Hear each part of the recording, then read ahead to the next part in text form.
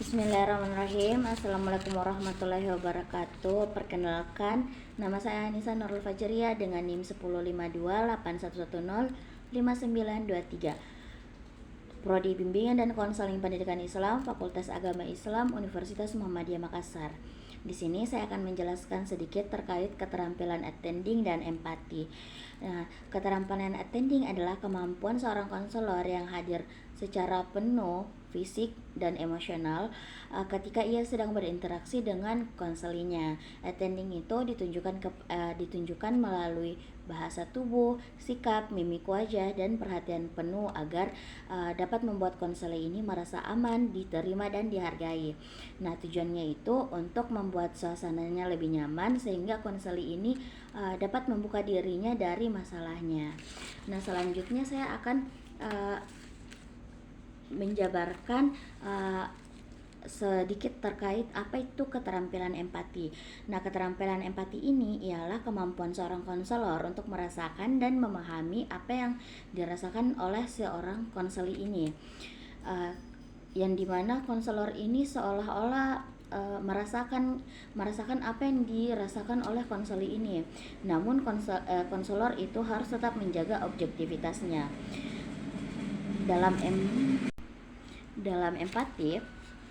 Dalam empati, konselor ini akan berusaha menangkap perasaan, pikiran, dan makna yang ada di balik cerita si konseli ini. Lalu ia akan membalikkan cerita dari konselor ini dengan respon yang menunjukkan bahwa konselor ini memahami kondisi konselinya. Mungkin cukup sekian penjelasan singkat dari saya. Di sini selanjutnya saya akan menampilkan sebuah video sesi konseling yang saya lakukan. Selamat menyaksikan. Terima kasih. Terima kasih telah datang di sesi konseling hari ini. Sebelumnya saya ingin kakak merasa nyaman terlebih dahulu. Kalau kakak sudah merasa nyaman, mungkin kakak bisa ceritakan apa hal yang membuat kakak akhir-akhir ini menjadi overthinking. Akhir-akhir ini saya overthinking terkait pekerjaan gitu. Karena sekarang itu kebetulan saya sudah mau dibilang fresh graduate juga bukan, karena sudah lulus sekitar 2 tahun yang lalu ya kalau tidak salah.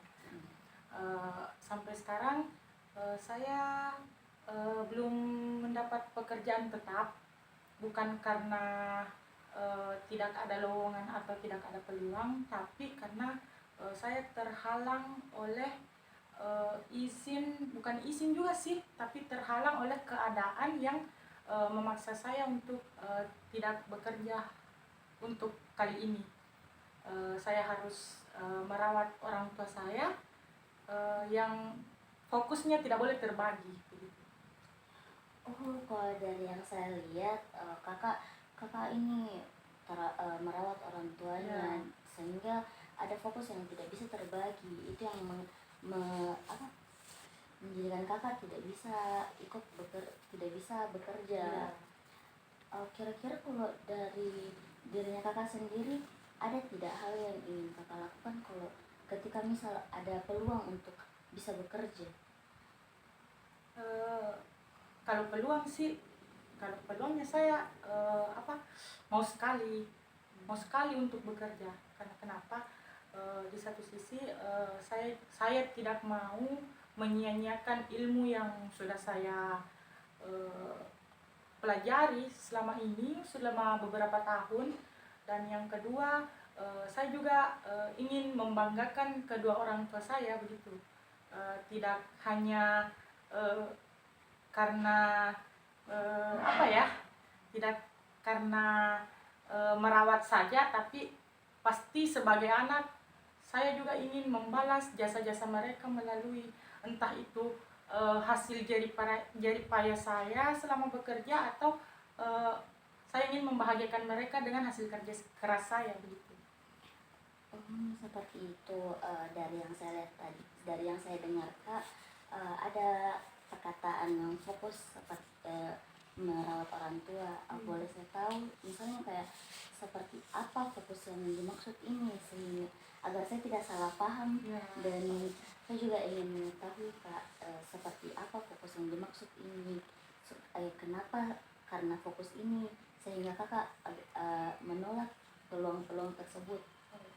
Sorry tadi sebelumnya berceritakan Dik, Eh, kebetulan saya punya orang tua yang sekarang, aduh sorry ya, oh, ini apa? eh, sudah masuk tahun ketiga dia kena stroke. Karena penyakitnya dia tidak bisa kemana-mana dan bisa dikatakan pergerakannya terbatas. Dia harus dirawat, yang betul-betul orang harus fokus sama dia. Di satu sisi ibu saya seorang guru, dia harus mengabdi tugas-tugasnya yang tidak bisa ditinggal juga.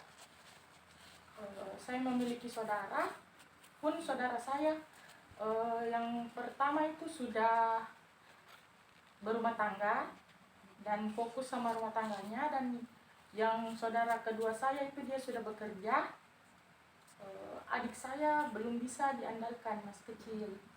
Makanya saya harus mengorbankan waktu untuk fokus rawat ayah saya gitu. Mohon maaf atas Nggak apa-apa, nggak apa-apa. dari yang saya lihat ini Kak, pengorbanannya besar sekali ya Kak. Kalau seperti itu Kak, mungkin kan karena adiknya juga masih kecil jadi terbatas juga, semua susah juga kalau mau merelakan yang lainnya juga. Iya. Jadi ya memang ada beberapa harus kita korbankan Kak. Kalau dari seperti itu Kak, misal kayak ada tidak kira-kira yang kita inginkan atau mungkin sudah didiskusikan dengan keluarga seperti apa ke depannya? Kalau misal ada hal yang adalah pekerjaan yang tiba-tiba panggil kita kayak seperti itu, apakah kita akan menerima itu Kak atau kita tolak? Ini sudah tahun ketiga dan saya sudah menerima tawaran pekerjaan, ada 5 sudah yang masuk tawaran pekerjaannya, termasuk kemarin terakhir saya ditawari staf ahli anggota dewan di Balikpapan. Namun ya gitu, karena terlalu jauh dan berpikir takut menyesal. Iya.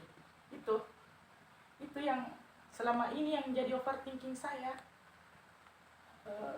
Orang tua saya sebenarnya tidak melarang dan tidak menekan harus berawat, tapi saya takut menyesal. Iya sih. Pasti kita sebagai anak takut menyesal pada akhirnya.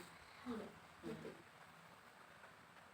Dari sikapnya Kakak ini, Kakak berusaha untuk mengambil jalan yang terbaik di antara semua jalan yang ada. Ya, saya harap itu menjadi sikap yang terbaik untuk kedepannya bagi Kakak, karena biar bagaimanapun pasti ya tetap kita harus berpikir baik-baik sebelum mengambil tindakan. Takutnya saya saya mencoba, ya walaupun akhirnya memang kembali ke impian, kalau endingnya juga nanti akan gimana ya, kalau percuma saya sukses kalau ada penyesalan di belakangnya. Itu sih yang jadi overthinking saya selama ini, sudah beberapa tahun ini, tentang karir dan orang tua. Kira-kira Kak, ada tidak Kak hal yang bisa menyingkirkan sebagian itu overthinking tak? Kayak misal seperti apa ya, yang mungkin sesuatu yang bisa membuat Kakak ini hilangkan itu overthinkingnya walaupun untuk sementara. Ada sebenarnya. Selama ini saya buka usaha kecil-kecilan dari rumah. Jadi di samping saya merawat orang tua saya juga buka usaha kecil-kecilan, usaha rumahan begitu. Jadi di tengah kesibukan saya urus orderan, urus bahan-bahan atau apa, saya mempunyai kesibukan lah begitu di rumah. Sambil menghasilkan juga, saya juga sudah tidak terlalu fokus untuk karir yang besar, tapi ya begitu nih, kalau misalnya malam atau apa sering berpikir atau puncak overthinkingnya itu kalau misalnya ada pertemuan keluarga atau pertemuan teman-teman. Di situ puncak overthinkingnya ya, kayak gimana ya, pasti akan ada rasa perbandingan begitu. Iya. Entah itu kita dibandingkan dengan anaknya mereka atau bahkan kita yang bandingkan diri kita sendiri sama orang lain. Sebenarnya itu Kak, kalau overthinking memang terlalu keras sekali overthinking. Itu menurut saya itu juga hal yang paling sulit untuk dihindari. Apalagi soal pekerjaan begitu, mulai dari teman-teman belum lagi dari keluarga. Memang sulit sekali tuh Kak yang dihindari hal seperti itu. Ya, kalau menurut saya Kak, mungkin kita bisa mulai berpikir yang baiknya saja. Kalau kita selalu berpikir tentang hal-hal yang seperti itu, mulai dari keluarga yang membandingkan apalah segala macam, akan terus di overthinking, tidak akan pernah hilang rasa overthinkingnya. Mungkin bisa dicobain mulai perlahan Kak, kayak mikir, oh bisa jika juga usaha kok dengan sendirinya, tidak perlu Kak berpikir oh harus Kak dibawahi oleh atasan. Kalau usaha sendiri kan kita yang jadi bosnya, tidak ada lagi atasan Kak. Jadi kayak ya walaupun memang agak sulit dengan gaya yang perbedaannya lumayan jauh seperti itu Kak, tapi pasti akan ada nanti bagiannya dia sendiri. Ya mungkin itu saja dulu Kak yang bisa saya sampaikan. Kalau ada nanti lain waktu mungkin kita bisa cerita-cerita, sharing-sharing lagi Kak. Terima kasih sudah datang di sesi konseling saya Kak.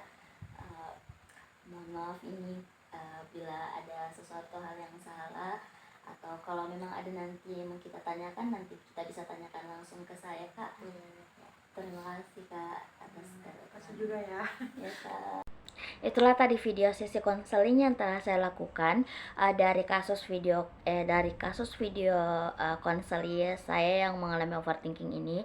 Saya dapat menyimpulkan bahwa konselor itu memerlukan harus mengutamakan ketiga keterampilan ini, yang dimana yang pertama itu keterampilan attending, keterampilan empati, dan keterampilan bertanya.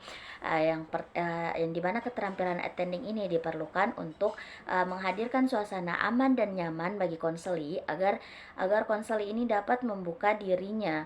Dan yang kedua itu ada keterampilan empati, yang dimana dari empati ini konseli dapat merasa dipahami secara emosional, sehingga hubungan konseli ini menjadi lebih hangat dan mendukung. Yang ketiga itu setelahnya itu keterampilan bertanya, yang dimana keterampilan bertanya ini digunakan untuk menggali perasaan, pengalaman, dan kebutuhannya konseli agar permasalahannya ini dapat digali lebih mendalam lagi. Nah, jadi ketiga keterampilan ini itu saling melengkapi satu sama lain dan menjadi dasar yang penting untuk membantu konseli ini dalam memahami masalahnya, serta dapat membantu konseli menemukan cara untuk mengatasinya. Mungkin cukup sekian dari saya. Itulah tadi kesimpulan dari kasus saya. Mungkin cukup sekian. Terima kasih telah menyaksikan video sesi konseling dari saya. Assalamualaikum warahmatullahi wabarakatuh.